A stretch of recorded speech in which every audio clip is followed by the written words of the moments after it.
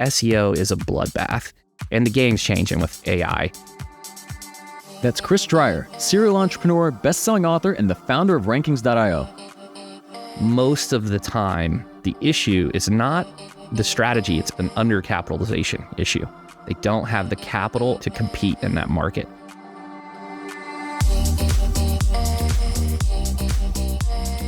I'm Michael Mogul, founder and CEO of Crisp, the nation's #1 law firm growth company. I've built my business through practice, not theory. Crisp started with just $500 to my name and has grown to over 8 figures in revenue over the last few years, earning a spot on the Inc. 500 list of the fastest growing private companies in America. Our approach has been to take everything we've learned about generating massive growth within our own organization and help the country's most ambitious and committed law firm owners do the same for theirs. In each episode of this podcast, I sit down with innovative market leaders from the legal industry and beyond to learn from those who thrive in the face of adversity, challenge the status quo, and define what it means to be a true game changer. I sat down with Chris Dreyer to discuss the harsh truth about what it takes to be an effective marketer, how to build credibility and become a thought leader, and how to scale your organization by creating leverage. A lot of people need to change their mindset to I'm afraid about AI to I'm excited about AI. There's so much leverage, there's so many capabilities, but a lot of our technicians, so to speak, have went from writing to being prompt engineering editors. And the amount of output that we can do versus the other agency that's still writing the content, we're about 10x. That's coming up on the Game Changing Attorney podcast.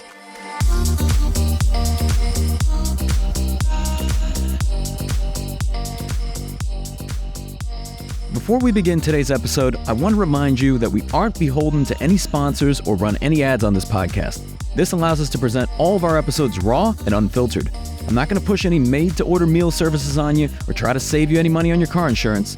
That being said, I have one small request. If you receive any value from this podcast, please give it a 5-star review. Pay the fee so we can keep this podcast free.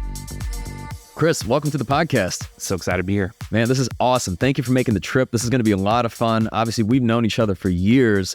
And today, you're the CEO of Rankings.io. I know you're involved in a lot of other ventures. Let's go back to the beginning. I'd love if you would share just some of your origin story, some of your upbringing in terms of why you are the way you are. I grew up poor. My mom was a cook. My dad was a mail carrier. And I didn't know that I was poor. I had all these side hustles. I would clean houses with my mom on the weekend. We would bring water into, we'd have to go to town for water. Had no idea. My parents kind of hid this from me and I just thought that's what you do. But it really created this grit, get it done. It's just, we do it, no excuses. And it starts there with my parents. My parents always gave up a lot of themselves for me and their kids. And we went on this arc, right? They started to generate more money, and that's kind of where it started. As the childhood was growing up poor. But when I went to college, and we can go any journey here, Mike, I didn't know what I wanted to do. I'm an entrepreneur. The idea of me working for someone, it would be like me in a box in a cage, just screaming. I'm always curious about this in terms of just entrepreneurs born versus made. Did you know I'm different, I can't work anywhere, you would be a very unemployable human being? Or was it just, you're just having a bunch of bad experiences thinking, what's wrong with me? I knew it. I told my parents, I was like, look, I know you guys want me to go to college. I'll do that. And I said, just so you know, though, I'm starting my own business. And that right out of the gate. And said that, backing up just a little bit, I was a top athlete at our high school, records all over the place, college recruited, basketball as a point guard, was a lot thinner then. And I had that competitive side. My dad really drove me. We had practices on the weekends. When we practiced with my father, it wasn't play, it was practice. And in fact, we would have friends come over and they would never want to go to practice again because it was work. We put in the work. And so I had this energy, I had this drive to be the best, and it really stemmed from my father. My father said, you only play the game to win. So I went to college, was just a partier. Honestly, I didn't know what I wanted to do because I wanted to own my own business, and I kind of was lost. And somehow I ended up with a degree in history education. I don't know how. I was the worst student, and I've got stories about that where I almost got kicked out of college. And I'll tell you, if you want to dive into that too, we can talk about it because it's kind of funny. Please, let's do it. SIU, if you're listening, please earmuff. So I was not the best student, and we had this history education paper towards the end of the year, and I didn't want to write it. It was like a 30-page paper, so I outsourced it, right? I paid someone to write it, the girl that I paid to write it plagiarized. So I get called in the office and they're like, you plagiarized all this work. And I'm like playing dumb. And I can't tell them that, no, I paid this other person to write it. So I had to retake the class. And Yeah, you didn't technically plagiarize. right, I didn't. And that was a whole thing, but somehow ended up with a degree. I had good grades somehow. I would cram for tests, that recall at the bottom of Bloom's taxonomy. I was rocking that. And I got a job at a high school as a detention room supervisor and JV basketball coach because I thought at one time I was going to coach college basketball due to my experience playing in high school. Somehow I ended up there, and I typed in how to make money online, and that's where I found this whole world of digital marketing. And we can kind of go from there. There's, I guess, a couple things to unpack there. Number one, I know you said you wanted to be an entrepreneur, but what is it about that? Like, how did you see entrepreneurship? Was it this quest for freedom? Was it just the fact that you just wanted to be able to do things your way? Like, what was that drive? That's it. Freedom and no caps.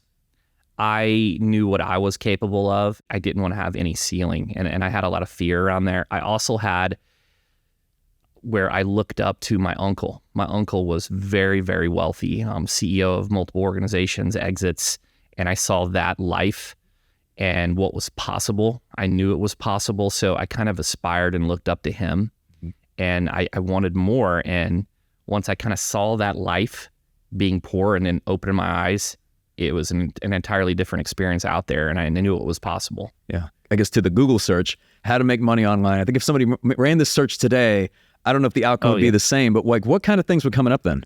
Yeah, back in the day, there was no courses for digital marketing. There was like this one course and Warrior Forums, and you had to learn from the guy. This course has taught you the fundamentals of affiliate marketing, the really basics. The whole goal was at the end of the course to make your first $10. I think I made like $20, but it gave me the knowledge to pursue this. And I obsessed, went all in, and that was all I thought about. And by the end of my second year teaching, I was making about $16,000 a month, significantly more than I was teaching. I ranked number one for double chin for 3 years, ranked number one for alcohol withdrawal with no disclaimers. And thankfully I didn't get sued. I ranked number one for acai fruit after the Oprah stuff, generators during the Katrina era, and many, many more. And after I was making so much money, I just thought, hey, I put in my notice, had a mentor from a friend that I used to play this collectible card game that was doing digital marketing, and I moved to Florida and just dropped everything. And I knew that was the path and just pursued it and went all in. And for someone who's listening, let's say, like, explain, like, as if it's a 5-year-old listening, what is affiliate marketing, just in case? Affiliate marketing is just selling other people's goods for a commission. Yeah. You go to Amazon, they have an affiliate program. You can sell basically anything on Amazon and get a commission. Yeah. Commission Junction, ClickBank, and a few others. Most sites have an affiliate network at the bottom in the footer. And it's interesting. So while you're doing this, I mean, at the time, what year was this? Roughly? This was around 2006. Okay, so like I'm trying to think of like the state of the internet at that point, right? In terms of like what was working, what wasn't, what SEO was then versus what it is now. Like it seemed like that was almost like an ideal time period for a lot of affiliate marketing. It's obviously very different today. Very different today. Back then, if you wrote a query, wrote an article, it may not have existed on Google, and you'd be the only one. So you automatically ranked, and it wasn't so much about quality. And I could build just a few backlinks and have these sites ranking number one. And I wish back then, we all have wishes and whatever, and I don't really regret anything, but there's different ways of funding growth, and a lot of people bootstrap. And I wish I would have took on debt back then because of how effective it was. I could have really accelerated my earnings at a significant clip. And it was the Wild West, and I did really well there. Is this you just wish you could have invested more and just being able to scale what it was, because I'm sure the returns at that point were very just disproportional. Yeah, and it was great up until that first Google algorithm that really cracked down on things. It was the Penguin algorithm, and it penalized bad backlinks, and my link building quality wasn't exceptional. And I went from about $16,000 to $20,000 a month down to about $2,000. And at the time, I wasn't the saver I am or the investor that I am today. So I had to get a job. And back then, you went to Craigslist. So I typed in SEO, and I fired off my resume to so many companies. I hit Craigslist filter where I couldn't apply for more. And I actually got hired by 3 companies. And Mike, I know a lot of people would say, well, which one did you take? I took all three. They are all three remote companies. This wasn't the day back in Slack. They had go-to meetings. Their Zoom really didn't exist. And I had this affiliate team. So I was the top employee at all three companies because of my productivity based upon my Odesk back in the day. Now it's Upwork. I had a Philippine staff of about 14 doing three careers, and they were all three agencies. So what happens next? I mean, because obviously at this point, you go from 16,000 plus a month down to 2,000 a month. Now you got these three jobs. What's kind of the gap between there to then starting your own business? I saw what was possible. I never thought about the professional services space. And I had three agencies. I saw how they were operating. So I had to pick what one agency was doing well and what the others weren't. And at the time, one of the agencies worked with a lot of attorneys.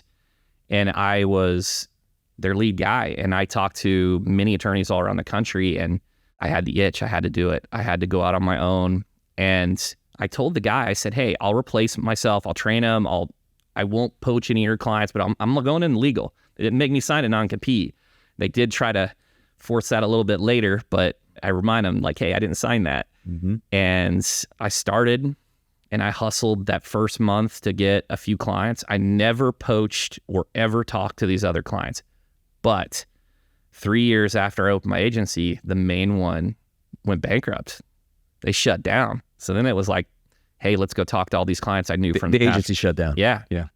There's a lot of different stories in this journey. We talked previously, I was a world-ranked collectible card game player. I was many people would say a pro poker player.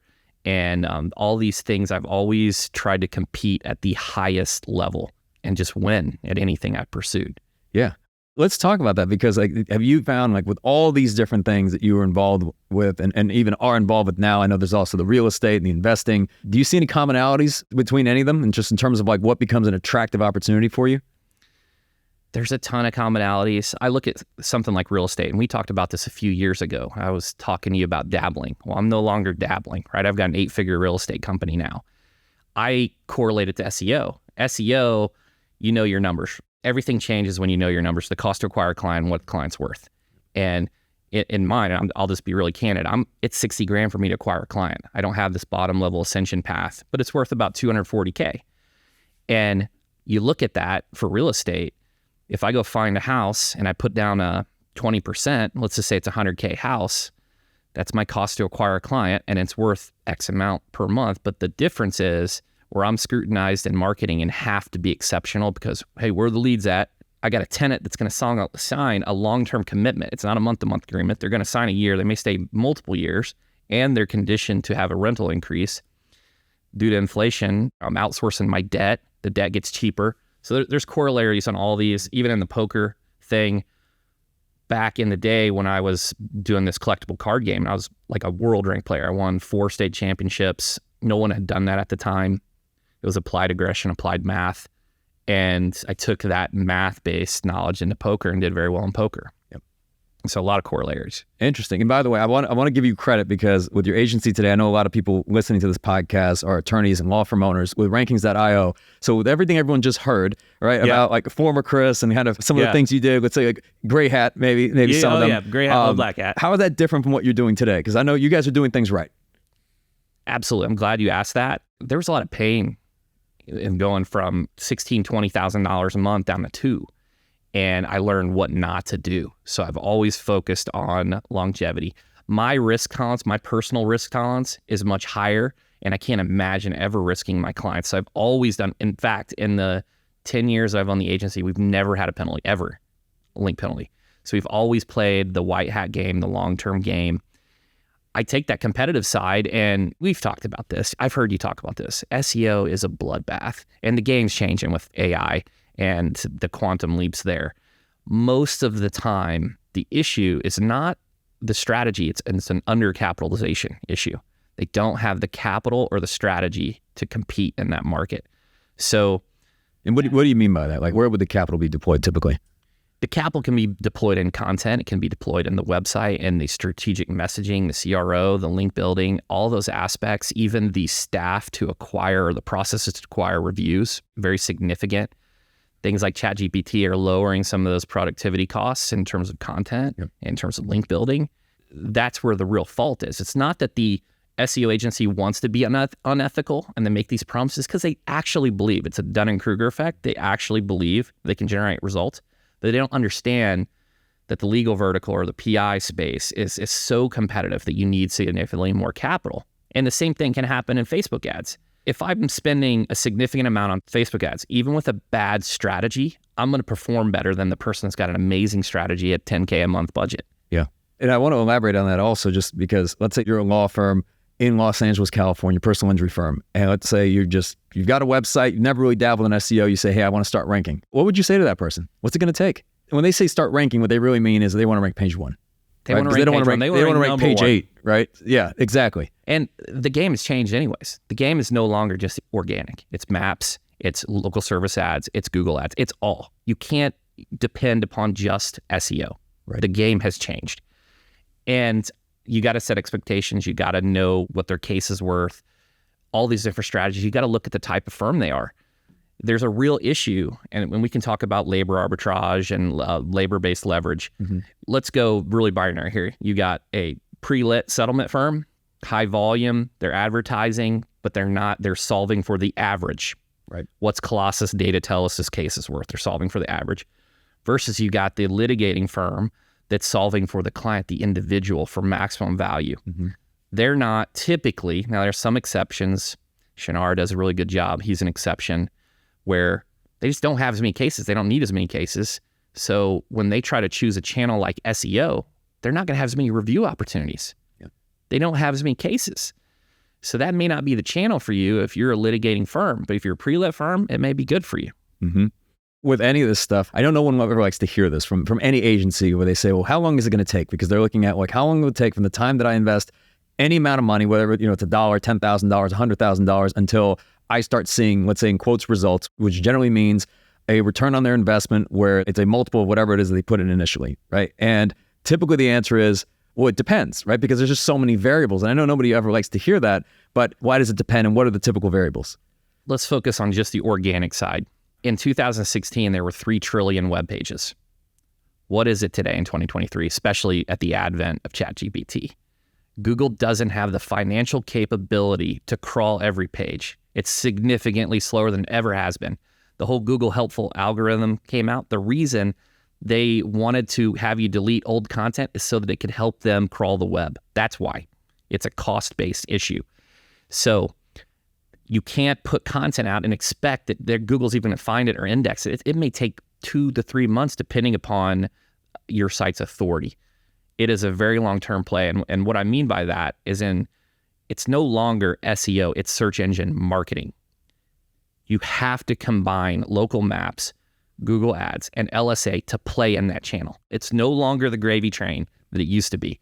And when you look at the opportunity is still there. Google and YouTube, if you count YouTube as a Google property, have more monthly website visitors than the next 48 sites combined. It's just a more difficult game. Yeah.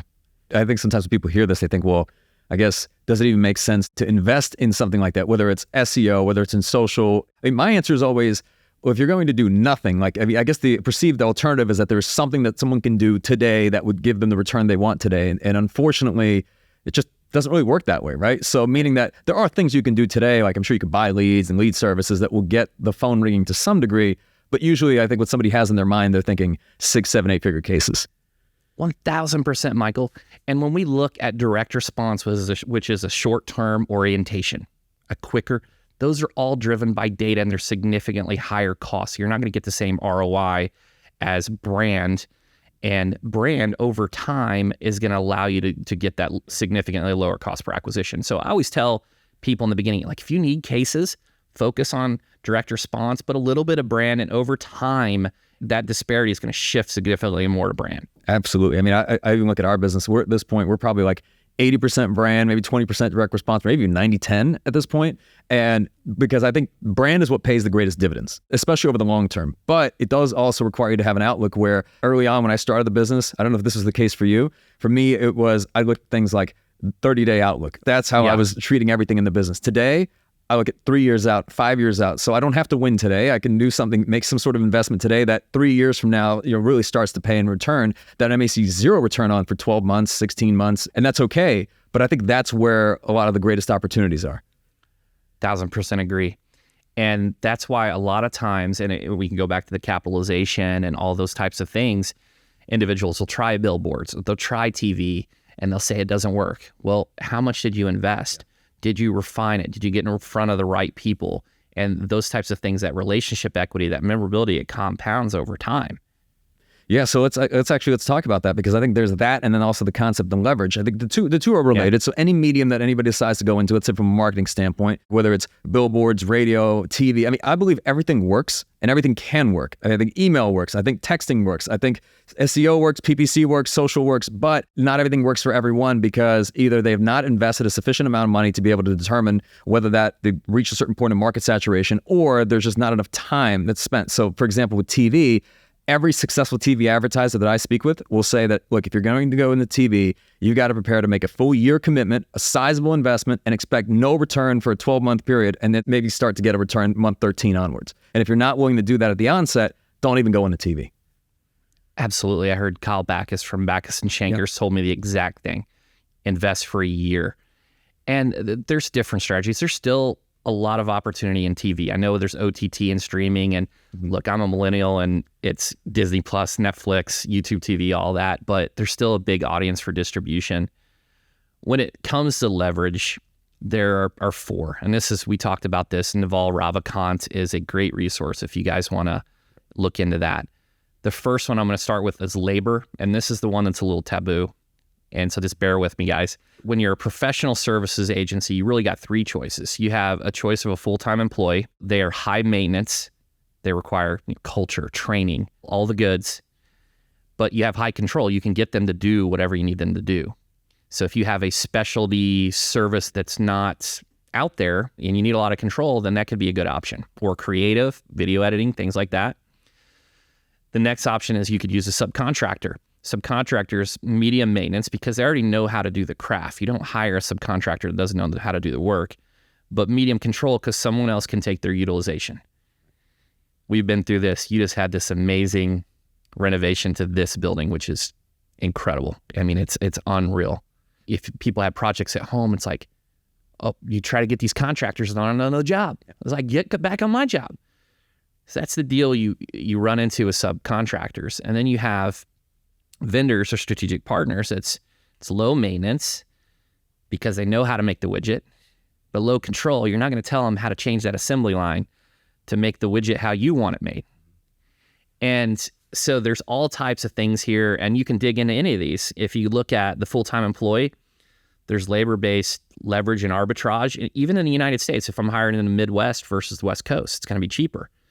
And go that a step further, and this is where it gets taboo. It's, what if I hire in South America, same time zone, and maybe I get 10 developers for the same cost as one US based? Mm-hmm. And that's where the kind of the argument for this globalization comes in, and people really get worried about this. And, this is nothing new. You look at a lot of corporations. I mean, this is exactly what they're doing. I mean, even companies that people love and respect, like Apple, I mean, they're not making the iPhones in America. We start a business to make a profit, Michael. Otherwise, you're a nonprofit or it's a hobby. Yeah. To take that a step further, if someone has a problem with iPhones not being made in America, I read somewhere that if iPhones were made in America, you buy one today, it's about $1,000. It would be closer to like $8,000 to $10,000 if it was made in the U.S. Absolutely. One of the things I think that most people don't utilize properly, and I would say this for many high performers, high hourly people, is they don't use enough assistance. It's a way to gain additional labor-based leverage. You maximize your time, and there are all those. And that's just on labor. Let's say you go to the next one, you go to capital-based leverage in professional services. You go buy EBITDA. Here's the thing. An Alexander Shannara who buys 4,000 billboards is going to get an average billboard cost of $1,000 per billboard versus the guy that buys 30 and maybe his average cost is 3,000 or 4,000. Right. So that's leverage. There's economies of scale in Google Ads. If I wrap a radius around Philadelphia versus the entire state of Pennsylvania, I'm going to get lower cost cases. And that comes into play with private equity and all the ABSs. This is how you win the game. And people don't talk about it enough. They don't understand it, but this is how you win. You go a step further, let's go next to tech, right? Mm-hmm. Tech, automations in your CRM, that's leverage. And then you got ChatGPT. Yep. I ask my team, are we farming without tractors? Are we row cropping this content? No, ChatGPT exists. We're going to use it. It 10X our output. I was going to ask you about that. A lot of people that I think are afraid about what AI is going to do, they think, are we human beings going to be replaced by AI? But everyone I speak to that's really utilizing this is saying, no, we're not going to be replaced by AI. We're going to be replaced by people that are utilizing AI. And I think that the best organizations are finding ways to essentially give their team members almost AI assistance and increase their output efficiency and effectiveness through AI tools, whether it's ChatGPT or whether it's something else. And now their output can increase overall while maintaining the same number of labor hours. Absolutely. It's the name of the game. A lot of people need to change their mindset to I'm afraid about AI to I'm excited about AI. There's so much leverage. There's many capabilities. I was talking to an individual from your team about the use of imagery. Now there's sites where the video editing capabilities, and there's so many capabilities with content. And I think that people are afraid. Now, we have clients that in our contract say we will not use AI, and we'll honor that. We'll do that. Really? What are they afraid of? Because didn't Google come out and say, we don't really care? Google doesn't care if they updated their content guidelines. I think there's this fear of the unknown, of this uncertainty. That's the real issue. You still have to edit the content. You have to make sure it's factually correct. Mm-hmm. But a lot of our technicians, so to speak, have went from writing to being prompt engineering editors. Mm-hmm. And the amount of output that we can do versus the other agency that's still writing the content, we're about 10X. Yeah. We're about 10X. And you can't compete if you're still doing that. Yeah. And that's a competitive advantage for your clients as Absolutely. well, because they're paying the same rate that they were paying before, and now their output increases and their effectiveness, the effectiveness of your team, the way you can deliver results for them. I think that agencies that don't adopt this, and even professional services businesses, I think they themselves will put themselves at a competitive disadvantage to an organization that does leverage AI tools. And you don't even have to look at this as AI. If you look years ago, there were people that were very standoffish to the internet or word processor or email. I remember our business early on, there was the purists that were filming with cameras and they had to use film. And this is when like digital cameras were coming out, and there's just a lot of productivity advancements there and capability advancements that just a lot of purists said, we're going to stick to just film. We're not going to go the digital route. Those companies don't exist anymore. They don't exist. We're talking about tech and code. Can you imagine if you're a farmer and didn't use a combine? It's not even fathomable.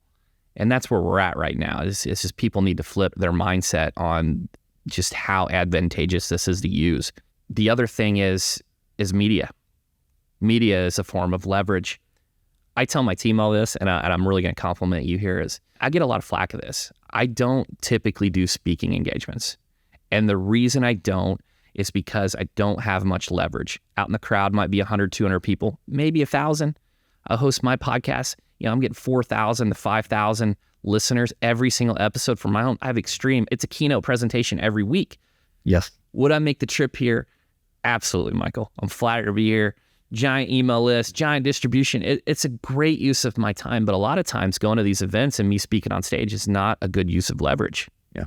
I agree with you wholeheartedly. I mean, based on what we're about to say, a lot more people will probably start podcasts, but I think podcasts obviously they've been around for many, many years, but I still think they're one of the most underutilized and under-leveraged mediums out there because, the example I like to give is that imagine you could do a webinar, and let's just say you did a webinar where every single day you had 1,000 of your ideal clients attend that webinar for a minimum of 45 to 60 minutes every single day, Monday through Sunday. You'd be like, wow, that's a pretty incredible webinar. It's a pretty incredible marketing initiative.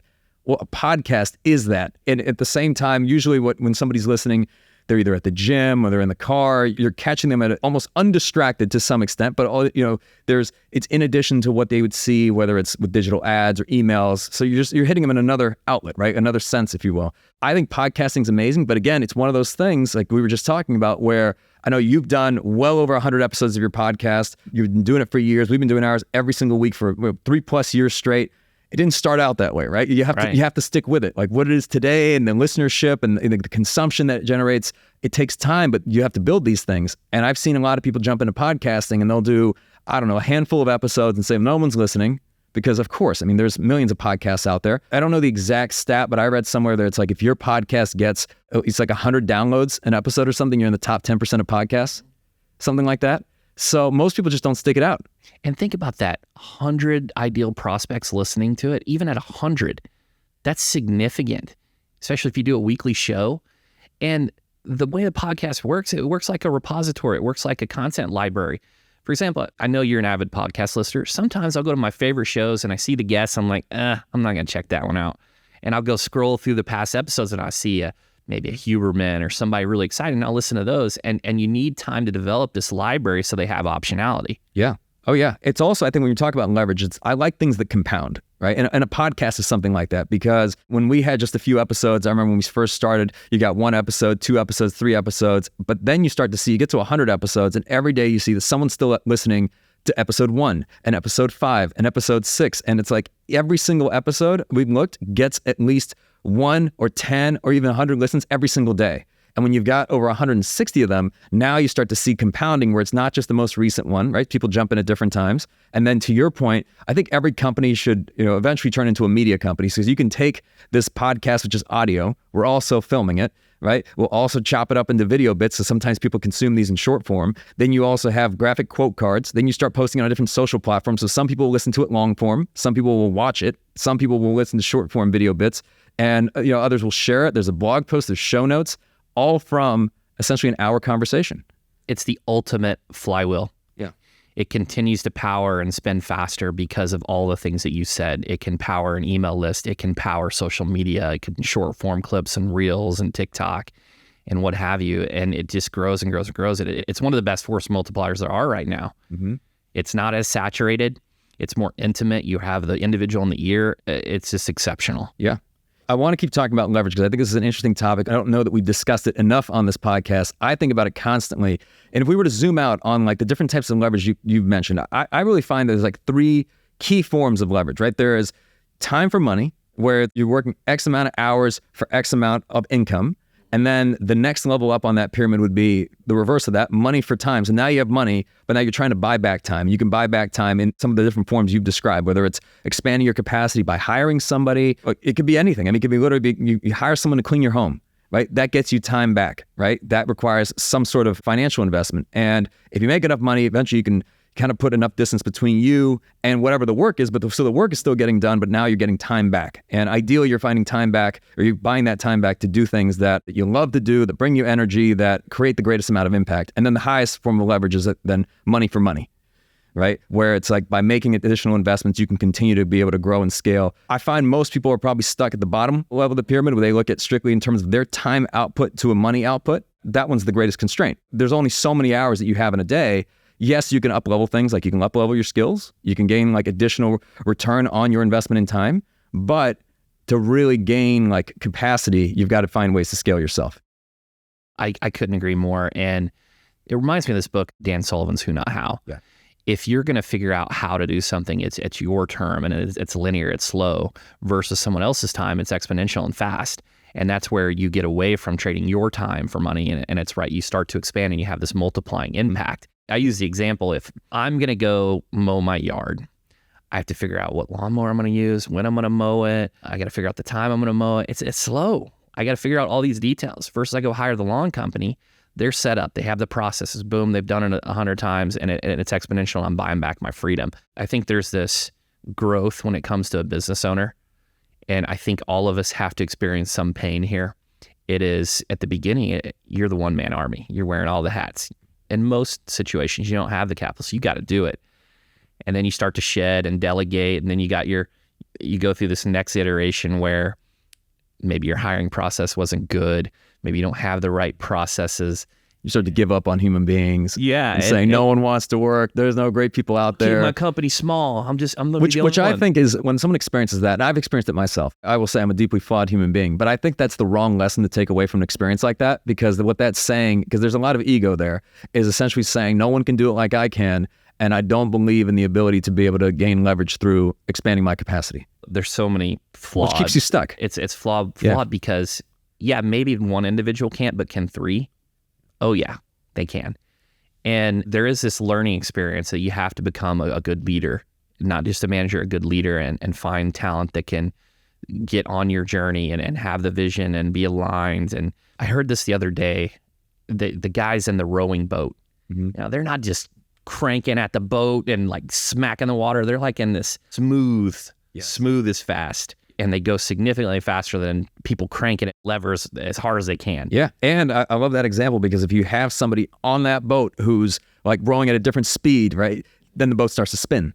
Yep. Right. And then you're not even moving forward, which I think is a great analogy for how teams can operate, because alignment, especially as growing an organization, it's one of these things where as you add individuals, you increase complexity. And because of that, especially as we were talking about, let's say you've got a lot of like just internal team members. The same goes for even contractors. Just getting people to align and work collaboratively and all row in the same direction is something that we all continuously work on. And it's one thing to do it when you've got 10 people. It's another thing to do it when you've got 50 people. And it's another, at 100 people. It's just the systems are different. The organizational structure is different. I remember once we figured it out at like 5 people, I thought that same blueprint would help us at 20 people, and it could have not have been more different. Yeah, it stresses that capacity. And there's so many things here. As the business owner, we want to generate profit, and you hit these different levels, especially around the 8 figures mark, where you have to start hiring these non-revenue generating employees. You have to have a head of people, a head of HR. You got to have these different types of managers. And that's a little bit of pain because you lose profitability, but it sets you up to grow. It sets you up to have the right people that can take you even further. And that's what it's all about.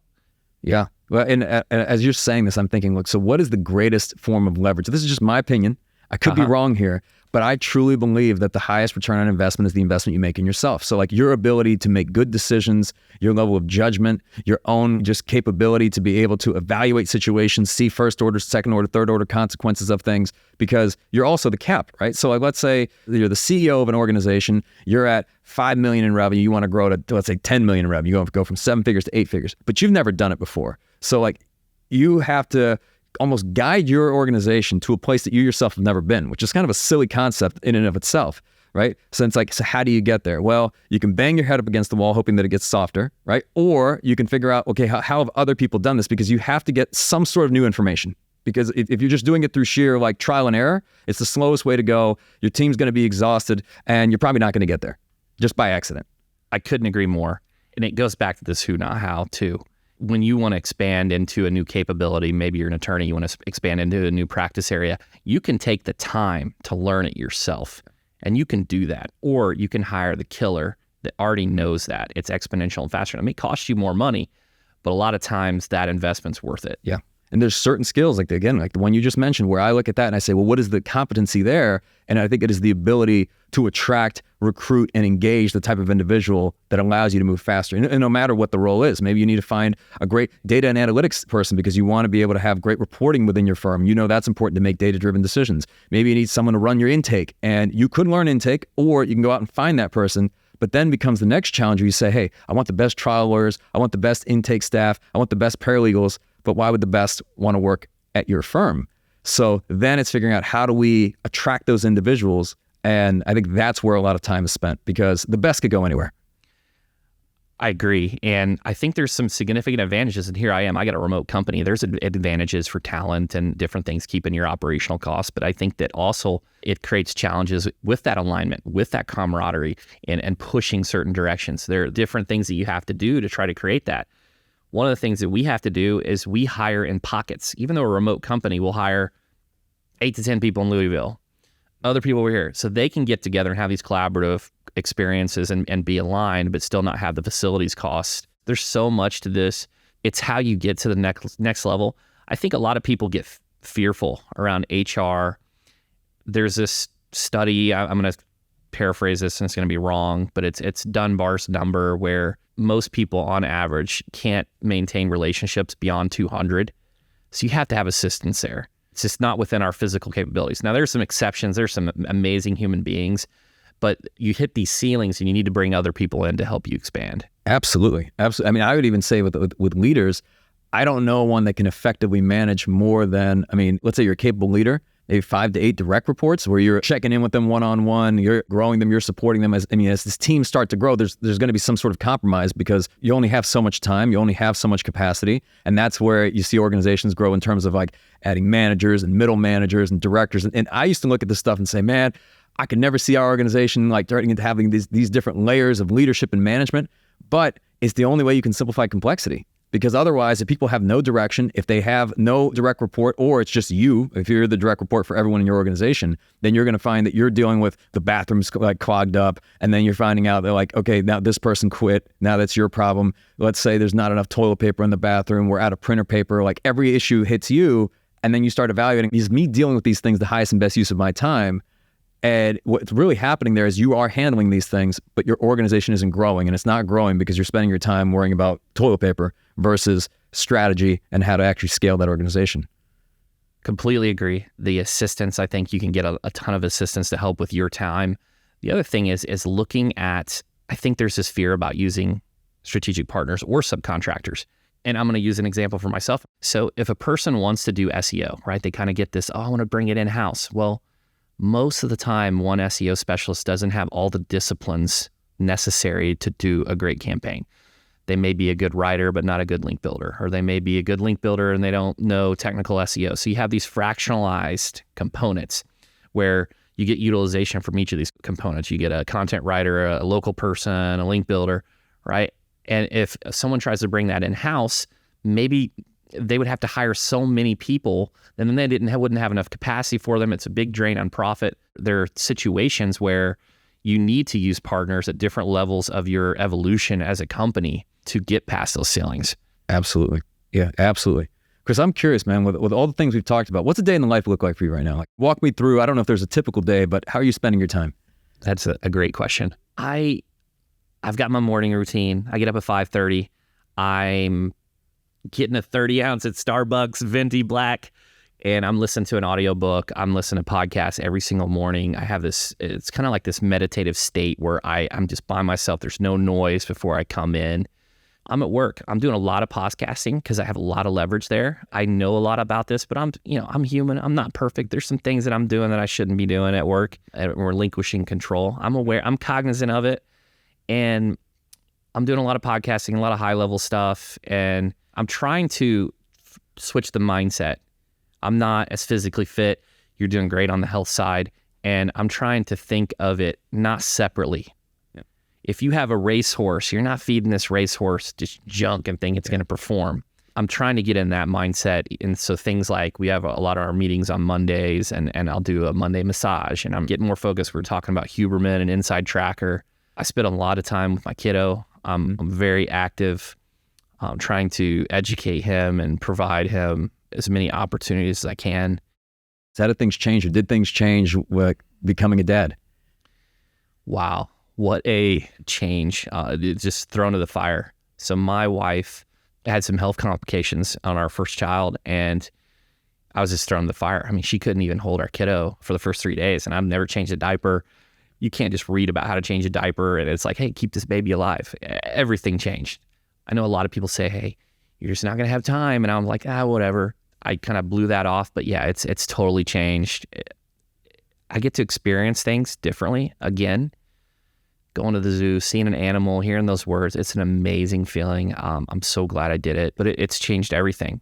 Being a competitive person, do you think it made you more competitive, less competitive? Did it change your focus? Did it change your priorities? It hasn't made me less competitive. My wife gets really irritated because even a game of Yahtzee, in my head, I get mad when people pick the wrong dice to roll. It's mathematically, or even Monopoly and things like that, poker, whatever it is. I'm like super competitive. And I think that the biggest thing is my level of risk. I love the Dondo investor, Monish Prabhaya, a great book, talking about heads I win, tails I don't lose much. I used to have these major asynchronous bets that I would take, and I wouldn't care if it exploded to zero because it was just me. I have so much confidence in myself and my education that I could pick back up. So I would take these very extreme asynchronous bets. Now, today, those bets are not the same. I'm still taking them, but I'm a lot more cautious. I've got the overfunded whole life insurance protecting my real estate. I'm taking money off the table and not just jamming back into the business a little bit more. And so I'm a little bit safer on that side. And let's elaborate on that, because I think there's different chapters of our lives where, I'll tell you, early on, starting the business, bootstrapping the business, I think you have to take asynchronous bets, because if you're too conservative and you're just only investing in sure things, like if you're investing, let's say on the financial side, just investing in bonds, you're not going to see a whole lot of growth. You're doing it with a very long time scale. Mm-hmm. You have to do that. But then What do you think is like the turning point where you say, all right, I've got to kind of shift this risk profile, because you still want to invest because you want to innovate, you still want to grow, right? But at the same time, my rule is I'm never going to bet on anything that if I lose is going to wipe me out. Of course not. We're responsible for too many people. We've got a great team. We've got my family. I think about that. I can't just like YOLO on NFTs and say, hey guys, we put all our money in this, or we went to Vegas, we bet on black, and sorry, came back, the money's gone. I don't have the answer here. I'm just going to be real. I have put these different security things in play, whether it's cash or the overfunded where I can draw against it. I don't have any debt besides investment properties, and I don't have the answer there, but I think you do have to take risks on early. Mm-hmm. I think they have to be applied risk. You have to understand like what the outcome could be, and that's where the asynchronous side comes into play. That's why I love Prabrai's book, The Dondo Investor. It's the heads I win, tails I don't lose much. It's like it's very strategic bets. Mm-hmm. And that's where you gain an advantage, because other people won't do it sometimes, or they don't execute. They have these ideas and you just got to go for it. Yeah. As we talk about this, I think this is all related. Like, I think this is what entrepreneurship is. And you are placing bets, but it's also, we think about growing capabilities and like improving your judgment and decision making, because whenever you're in a meeting, whenever you're deciding whether you're going to make some sort of investment, whether it's hiring someone, whether it's a marketing investment, it doesn't matter, whatever it is in your practice, in your law firm or in your business, you look at that and you say, all right, what's the upside here? What's the downside? How likely am I to win? How likely am I to lose? And you evaluate all that with every single decision you make. And sometimes you're making dozens, maybe hundreds of decisions every single day. And I think the person who can correctly evaluate that risk profile in every single decision they make and fail less, to me, it's not so much about winning more. Sometimes it's like once you get to a certain level, it's about failing less and making less mistakes. That person becomes much more successful than the person who makes the wrong decision every single time. You know, let's say they put, like we were talking about earlier, they put up some billboards, a couple months go by, they don't see much success, and they say, that's it, we abandon billboards. Right. And there's some decision-making frameworks on this. And one of these I got from my previous business coach. It was Carl Sakis. It's what's the best scenario? What's the minimum acceptable that I'm willing to live with on a decision? And I heard Bezos talk about the door-based framework. Have you heard of this? Yes. So like kind of one-way versus two-way doors? One-way versus two-way. Yeah. If you got a two-way door, you can make those decisions more quickly because you can go in the door and then you can leave and go back out. But if it's just a one-way direction, you may need to think about a little bit more and do a little bit more research, because those are more permanent and those are more risky, so to speak. And this is probably a perfect segue, because I know you wrote a great book, Niching Up. And speaking of, I don't know if you consider this a one-way door, but just the evolution of your agency as far as like just rankings. And then you were working with law firms, just all different practice areas, and then saying, no, we're going to work exclusively with these elite personal injury firms. Talk me through that decision. There were a lot of reasons why I did it. I kept being hit over the head. And I know you've talked to Seth Godin and read probably Purple Cow and Being Remarkable. So the first part was understanding who I am, and I wanted to be exceptional, so that means focus. So I had this natural inclination to narrow. In my agency, the first 6 years, I looked at the data, and we can go all in on data and how much awareness that gives you.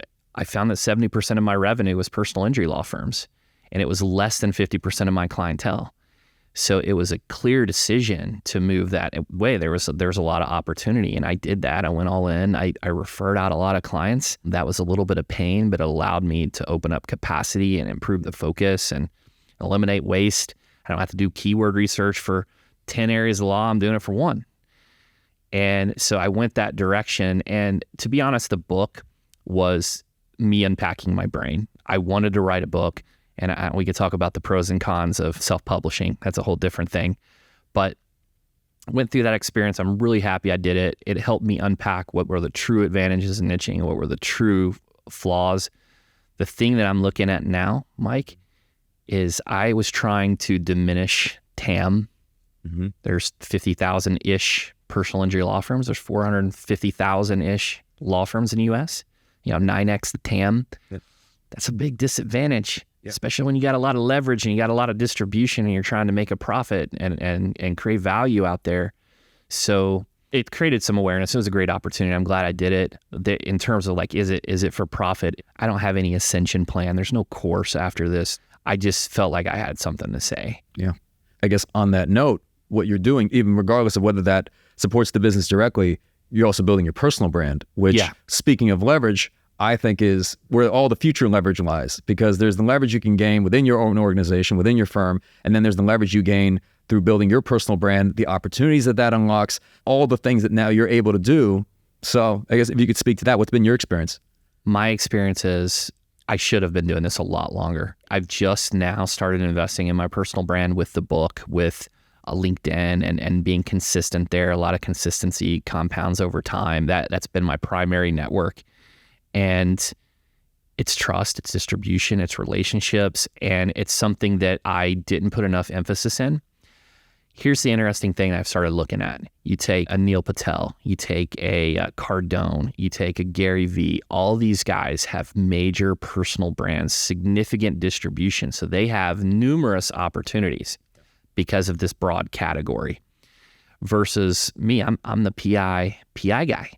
I've got some opportunities there, but I don't have anything outside that category. And it takes time to develop. I don't know if you've read Snow Leopard. When you're trying to attract a big audience, you're reaffirming existing beliefs. You're saying things that appeal to a large audience versus a small, narrow category. But I got to tell you, it's the future, and I need to do more of it. Yeah. I mean, you think about personal brands, like you look at lover or hater, like you look at the Kylie Jenner example. Kylie Jenner becomes a billionaire selling lip gloss.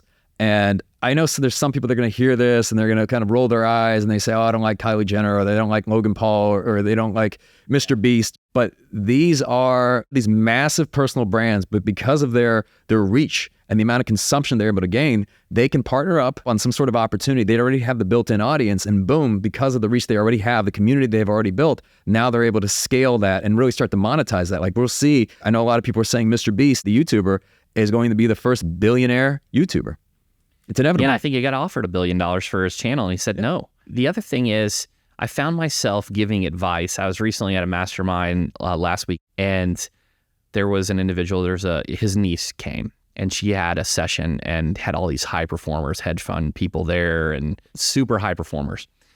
And she was wondering, hey, should I go to college? What should I do? I want to start this clothing line. And I found myself saying, develop your personal brand, start a podcast, get distribution, because then you can partner with someone that already has a clothing brand and just sell their stuff because you have distribution and a brand. Yeah. Well, and I also think the important thing is that someone just does something. I see sometimes, I know a lot of really intelligent people. I think sometimes people just almost think themselves out of income. They become like information consumers. They spend a lot of time just consuming, whether it's courses, whether they're reading a bunch of books. And we're all guilty of this. I even think myself included. But I find that sometimes what's missing is the execution and someone willing to put something out there and then iterate upon it, right? So meaning that, let's say they start a podcast. It may not have to be the world's best podcast right out of the gate. Maybe they're thinking, how am I going to get great guests on? I don't know anybody. I don't have a huge network. Or they put out a video on their YouTube channel, or they start, a TikTok, and they think, well, no one's watching this stuff, or it's not very good. And it's like, don't worry about your first one.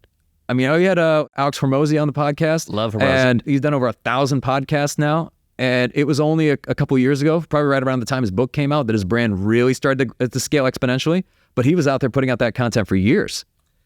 Yeah, and quantities create quality. Yeah. I mean, look at what you guys are doing now. Look, I see it. I see the amount of TikToks you're putting out, the amount, you've got to do that. And you learn what works, and then you go all in with it. It creates this awareness. The other thing, too, with the courses, it's our natural biology and we go through this evolution. Everyone starts at the bottom of Bloom's taxonomy. That's recall. You read, you can take a quiz, you can whatever. The next step up on Bloom's, the next one is application. Yeah. That is execution. Yeah. Like I said, we talked about me having a newborn. Look, I'm the dad nerd. I was reading all the dad books. Mm-hmm. Did those dad books really help me change a diaper properly that first time and fumble around with it? No, I had to do it. I had to do the SEO. I had to write content. I had to start a podcast. I do this. And that's where you move up Bloom's taxonomy to analyze. Then you know what's good or bad. And then you come to the very top, which is where we all want to be. That's synthesize. We can see opportunity because we went through this journey. And so many people get paralyzed at the bottom of recall, and that's just not where the action lies. Yeah, I agree 100%. I'm curious, just shifting the conversation. I'm wondering, is there anything that keeps you up at night? Anything you think about? And maybe that's evolved over time. I'm just wondering, if there's anything now. Honestly, Mike, and my wife gets frustrated, my head hits the pillow, I go right to sleep. The only thing that's keeping me up now is if my kiddo's screaming. Yeah. One of those deals. You go through those good days and those bad days. Honestly, I've done a good job on the stress side, and I think I've deleveraged a lot of my risk. Mm-hmm. And with the overfunded whole life, look, I have complete comfort. I kick the bucket. I don't want that to happen. My wife and kiddo are good. My family's good. And so a lot of those initial real stressors that I had, especially in the beginning when there was a lot of uncertainty. In fact, about 3 or 4 years in, you take these licks, you take these punches. Mine was I didn't understand my numbers good enough, and I saw the cash coming in, but I was reading the P&Ls wrong, and I was over hiring, and I started to accrue a lot of debt quickly because I didn't get my head around it fast enough. And that almost took me out. I had to learn. And you go through these experiences, but right now, head hits the pillow pretty well. And it seems like you've done a really good job of that, of once you've solved the money problem, that's created a lot of just freedom and creativity. You're not a yacht guy. You're not Gucci, Prada. What's driving you today? I like the game. I like the growth game. I'm a serial entrepreneur. And I've taken these experiences from the agency and I've applied it to other opportunities. Take real estate, for example. Do you know how many properties I've looked at, Mike? 3. I've owned over 60 now. I've only looked at 3. I have this criteria. I have a checklist. I have an investment realtor. They follow this criteria. By the way, the checklist has been created through punches in the face that I've learned in real estate. I don't even go to the signing. I have chief of staff who's got power of attorney, goes, signs a contract, drops the keys off. I've learned how to utilize and delegate and create processes and apply these other avenues. Started doing minority-based investments and other cross places in the agency space. I like the game. I love it. It's so fun to me. I was a big RPG, role-playing, fantasy, Final Fantasy, Dungeons & Dragons. You got this knight, you're fighting monsters and leveling up and getting bigger. That's what I'm doing. As a business entrepreneur, I'm playing that game, and I just love it. I love it, man. So as we come to a close, this being the Game Changing Attorney podcast, Chris, what does being a game changer mean to you? Mike, the only thing that comes to mind is you only play the game to win. That's all there is to it. I want to give a huge thank you to Chris Dreyer for taking the time to speak with us today. And I want to thank you, yes, you, for listening to this podcast and for your commitment to growing as a leader.